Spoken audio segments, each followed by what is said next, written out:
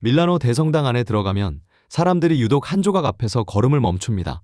멀리서 보면 그냥 천을 두른 노인이에요. 그런데 가까이 가면 표정이 바뀝니다. 그가 두른 게 옷이 아니거든요. 마르코 다그라테가 깎은 살가죽이 벗겨진 성 바르톨로메오입니다. 1562년에 완성됐어요. 그 무언가를 어깨에서 등으로 늘어뜨린 채 한 손엔 책 한 권을 들고 서 있어요. 이 성당에는 안팎으로 조각이 3,400점 넘게 서 있습니다. 지붕 위로 솟은 첨탑만 135개고 그 꼭대기마다 사람이 하나씩 올라가 있어요. 그 수천 점 가운데 사람들이 걸음을 멈추는 건 이 하나입니다. 성인을 왜 이런 모습으로 깎았을까요? 그 앞에 선 사람들처럼 우리도 발끝부터 천천히 올려다 보겠습니다. 먼저 몸입니다. 이 사람에겐 피부가 없습니다. 가슴부터 배까지 근육이 한 가닥씩 갈라진 채 그대로 드러나 있어요. 결이 어느 쪽으로 흐르는지가 다 보입니다. 다리는 더 심합니다. 허벅지 근육이 무릎으로 모여드는 자리, 종아리를 감고 내려가는 힘줄까지 새겨져 있어요. 팔에는 혈관이 지납니다. 대리석 위에 실처럼 도드라진 선이 팔꿈치 안쪽에서 손목까지 이어집니다. 그리고 얼굴을 보면 더 이상합니다. 눈두덩도 입술도 없어요. 머리카락도 수염도 없습니다. 성인의 얼굴이 아니라 껍질을 걷어낸 뒤에 남은 것에 가깝습니다. 그럼 걷어낸 그 껍질은 어디로 갔을까요? 그의 어깨 위에 있습니다. 어깨에 한번 걸쳐서 등을 타고 흘러내려 발밑까지 늘어뜨렸어요. 멀리서 옷자락으로 보이던 게 이겁니다. 뒤로 돌아가면 그 가죽에 곱슬곱슬한 머리카락이 그대로 붙어 있습니다. 조금 전 얼굴에는 없다고 했던 그 머리카락이에요. 머리카락만이 아닙니다. 벗겨진 얼굴도 거기 함께 붙어서 접힌 채 늘어져 있습니다. 반대쪽으로 눈을 옮기면 팔 옆으로 손 하나가 축 늘어져 있어요. 손가락 5개가 그대로 달린 속이 빈 손입니다. 그러니까 이건 천이 아니라 사람 한 겹입니다. 머리끝부터 손끝까지 모양을 잃지 않은 채로 벗겨져 나온 겁니다. 가죽이 몸에 닿는 자리도 그냥 넘기지 않았어요. 어깨에 눌린 데는 눌린 대로, 늘어진 데는 늘어진 대로 두께가 다릅니다. 발치까지 내려온 가죽 끝은 좌대 위에 그대로 널려 있습니다. 딛고 선 자리에 벗어놓은 것처럼요. 이런 몸으로 그가 손에 쥔 건 책 한 권입니다. 표지에 덩굴 무늬가 빽빽하게 새겨진 두꺼운 책이에요. 여기까지가 눈에 보이는 것들입니다. 그렇다면 이 사람은 누구고 어쩌다 이렇게 됐을까요? 바르톨로메오는 예수의 12제자 가운데 한 사람입니다. 손에 든 책은 그가 전한 말씀을 뜻해요. 그런데 그의 마지막이 성경에 적혀 있지는 않습니다. 어떻게 죽었는지는 후대에 전해 내려온 이야기로만 남았어요. 중세의 성인들의 이야기를 한데 모은 책이 있습니다. 황금전설이라고 부르는데 거기 그의 마지막이 이렇게 적혀 있습니다. 그는 아르메니아까지 갔습니다.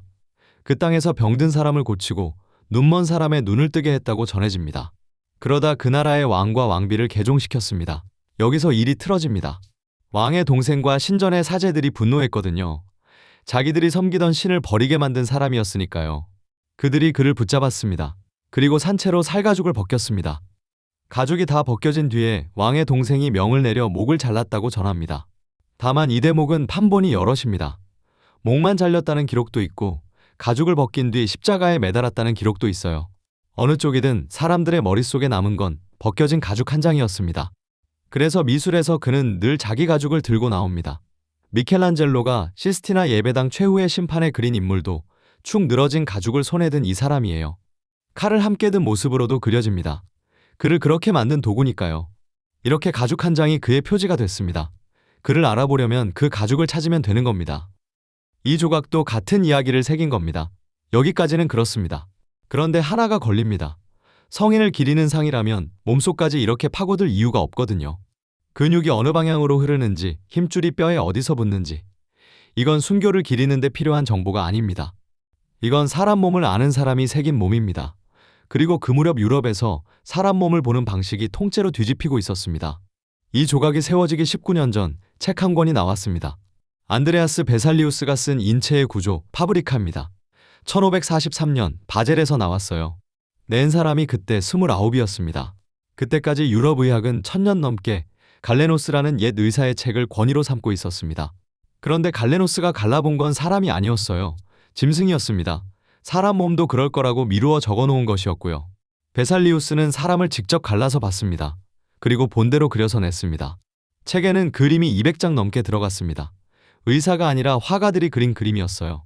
근육을 한 겹씩 벗겨낸 몸이 서 있고 걷고 자세를 잡은 채로 그려져 있었습니다. 죽은 몸이 아니라 산 사람처럼 움직이고 있었어요. 책은 날개 돋친 듯 팔렸고 동시에 거센 비난을 받았습니다. 천년을 믿어온 권위를 틀렸다고 했으니까요. 그리고 이 그림들은 의사만 본 게 아닙니다. 화가와 조각가들이 그 책을 넘겨봤어요. 그 무렵 미술가 수련회는 이미 정해진 과정이 하나 있었습니다. 가죽을 벗긴 몸을 그려보는 겁니다. 프랑스 말로 에코르셔라고 부릅니다. 가죽 벗긴 것이라는 뜻이에요. 근육이 어떻게 붙어 있는지 알아야 옷 입은 사람도 제대로 그릴 수 있으니까요. 그러니까 이 조각은 성인의 순교인 동시에 그 시절 미술가들이 익히던 바로 그 몸입니다. 연도를 나란히 놓아보면 이렇습니다.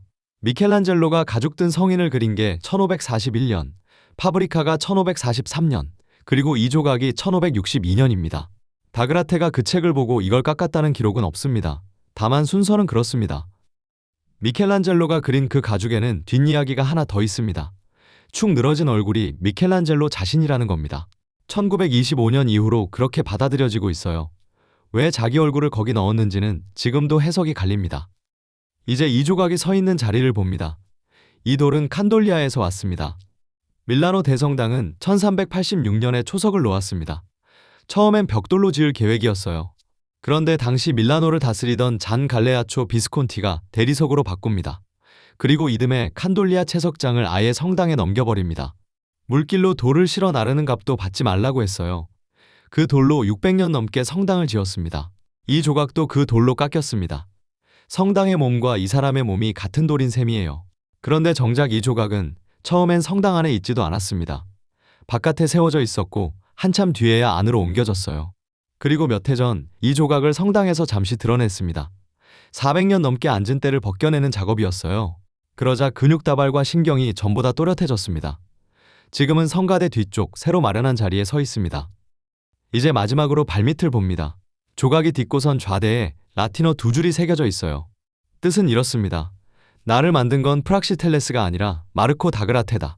프락시텔레스는 기원전 4세기 아테네 사람입니다. 고대 그리스에서 가장 뛰어난 조각가로 꼽히던 이름이에요. 그러니까 이 사람은 1800년 전에 죽은 조각가의 이름을 굳이 끌어와서 그게 내가 아니라고 적어둔 겁니다. 마르코 다그라테가 어떤 사람이었는지 보면 이 두 줄이 조금 달리 읽힙니다. 그는 조각가 집안에서 태어나 형과 함께 일했습니다. 파르마의 기념물, 밀라노산 로렌초 성당의 무덤 조각, 파비아 수도원의 정면, 남의 무덤과 남의 성당을 채우는 일이었어요. 이름이 남을 만한 자리가 아니었습니다. 그리고 이 조각을 만들기 6해 전에도 그는 같은 성인을 한번 깎은 적이 있습니다. 파비아에 있는 그 수도원 정면에 그게 지금도 서 있어요. 같은 사람을 2번 깎은 겁니다. 그리고 두 번째 것 발밑에 저 두 줄을 새겼습니다. 조각가들은 보통 이름을 받침대 구석에 작게 숨깁니다. 아예 안 넣는 경우가 더 많습니다. 미켈란젤로도 평생 자기 이름을 새긴 작품이 피에타 하나뿐이었습니다. 그것도 남의 작품이라는 말이 돌아서 새긴 것이었습니다. 그런데 다그라테는 조각의 발밑, 사람들이 올려다보려고 서는 바로 그 자리에 두 줄을 새겨 놓았습니다. 성인이 자기 가죽을 들고선 그 발밑에서 우리는 조각가의 이름을 읽게 되는 겁니다. 이 두 줄을 새기고 나서 10여 년 뒤에 마르코 다그라테는 세상을 떠납니다. 그는 프락시텔레스 같은 이름으로 남지 못했습니다. 같은 시대를 산 미켈란젤로처럼 알려지지도 않았고요. 그런데 460년이 지난 지금도 밀라노에 온 사람들은 이 조각 앞에서 걸음을 멈춥니다. 그리고 몸을 숙여 발밑을 들여다봅니다. 거기 적힌 이름을 읽으려고요. 돌에 새긴 그 두 줄은 그가 하려던 일을 결국 해낸 셈입니다. 명화의 비밀, 다음 이야기도 놓치지 않으시려면 구독과 좋아요 그리고 댓글로 함께해요.